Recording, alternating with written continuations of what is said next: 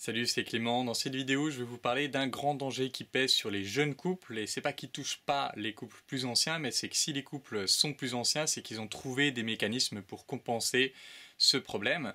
Et ce problème, c'est lié à la projection sur l'autre.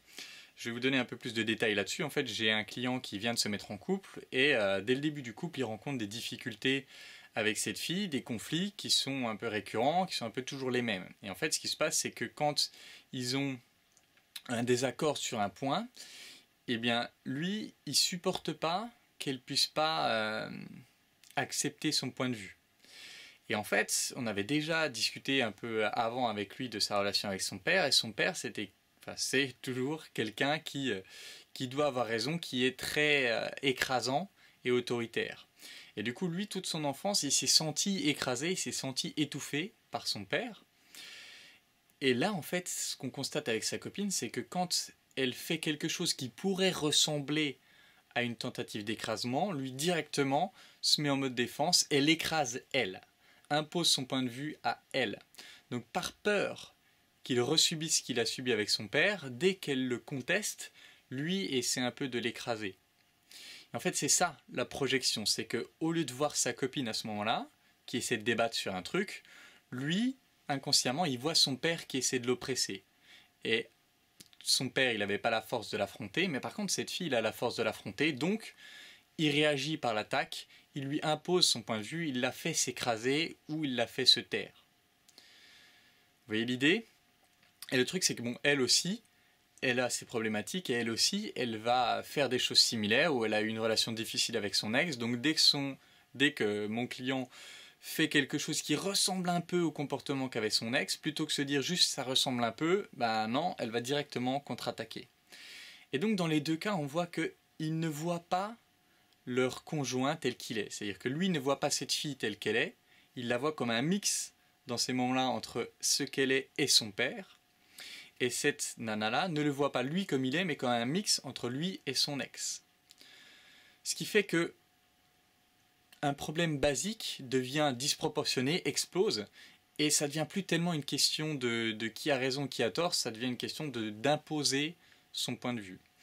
Et bien évidemment, ça peut monter très fort jusqu'à la rupture de ce couple, et ça va être souvent pour des conneries comme ça que ça va escalader et devenir bon bah si c'est comme ça on arrête, si c'est comme ça sert à rien d'être ensemble, des phrases comme ça. Et du coup, comment s'en sortir? Alors bon, évidemment qu'il faudrait faire un travail sur la source, c'est-à-dire pour la fille un travail sur sa relation à son ex, arriver à s'apaiser par rapport à ça, et pour ce client un travail sur la relation à son père et continuer de progresser dans ce sens-là pour que le traumatisme initial s'étouffe.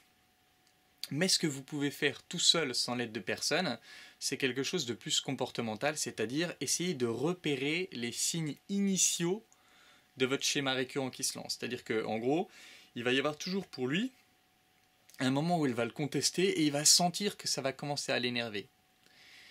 Et le truc, c'est que c'est comme l'histoire de il faut tuer le dragon quand il est petit. Et ben là, c'est pareil. C'est-à-dire que son schéma récurrent, il va commencer à être dans l'affrontement, il va commencer à lui imposer des choses, il va commencer à inconsciemment se battre contre son père à partir d'un petit désaccord comme ça. Et l'idée, c'est, quand il est lancé, il ne peut plus s'arrêter. Donc, c'est de couper l'herbe sous le pied à ce schéma récurrent. C'est-à-dire quand il sent que le truc commence à s'enclencher, quand il sent qu'il commence à... ça commence à devenir important pour lui d'avoir raison, c'est de s'arrêter là, de repérer déjà les différents types de situations dans lesquelles ça se produit, parce que ça va être toujours 4, 5, 6 situations similaires qui vont se reproduire constamment, de repérer en détail ces 5-6 situations similaires, de telle sorte que quand elles se produisent, il arrive à les repérer beaucoup plus rapidement, il arrive à voir beaucoup plus rapidement, ah là, je vais déclencher mon schéma récurrent, là, si ça continue, je vais passer en mode tyran, entre guillemets, et lui imposer mon point de vue. Et donc se rendre compte au tout début, pour se retirer de la situation, c'est-à-dire littéralement dire, écoute, je sais comment ça va finir si on continue comme ça, je vais me mettre à te rentrer dedans et je veux pas de ça, donc laisse-moi juste 5 minutes, se retirer de la situation, prendre ces 5 minutes et souffler, et bien se rappeler, ouais, là je sais comment ça va finir, je sais que je vais dépasser les bornes, je sais que je vais au final m'attaquer à elle plus que je ne devrais. Donc se retirer de la situation, calmer le jeu et prendre l'habitude, faire, en gros développer un automatisme. Je reconnais cette situation, boum, je sors de la situation, je coupe l'air sous le pied de telle sorte que à l'avenir, quand la situation se produit, c'est presque trop facile. C'est presque, je le sais d'avance et donc je tombe pas dans le piège.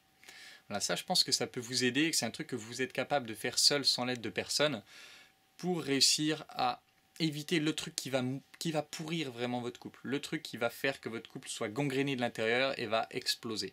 C'est un truc que, je pense que tout le monde le fait. Je pense que, à part si vous avez une enfance parfaite, ce qui est possible, mais rare, probablement que, de toute façon, probablement que si vous regardez mes vidéos, c'est que c'était pas le cas, c'est qu'il y a eu des trucs, et donc que vous allez reproduire. Tout le monde, je pense, reproduit, et l'idée, c'est d'essayer de vraiment déceler comment ça se produit, qu'est-ce que je reproduis, de telle sorte que je puisse lui couper l'herbe sous le pied avant que ça devienne trop grave, avant que ça pourrisse le couple, et que je finisse par trouver une raison autre de briser mon couple.